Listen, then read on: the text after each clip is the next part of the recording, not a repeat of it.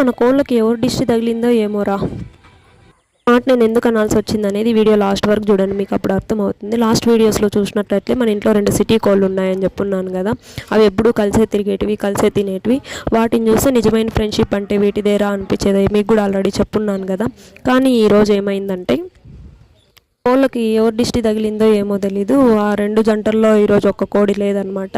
As యూజువల్గా మన కోళ్ళు అన్నీ తినేసినట్లే ఆ సిటీ కోడిని కూడా కుక్క అయితే తినేసింది. నాకైతే చాలా బాధ అనిపించింది.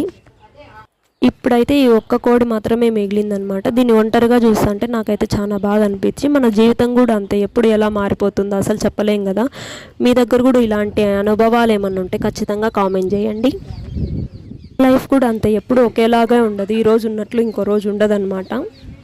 కోడిని చూసిన తర్వాత ఒకటే అర్థమైంది, మనతో ఎవరున్నా ఉండకపోయినా మనమైతే ఎప్పుడు స్ట్రాంగ్గానే ఉండాలి. Stay tune for more videos.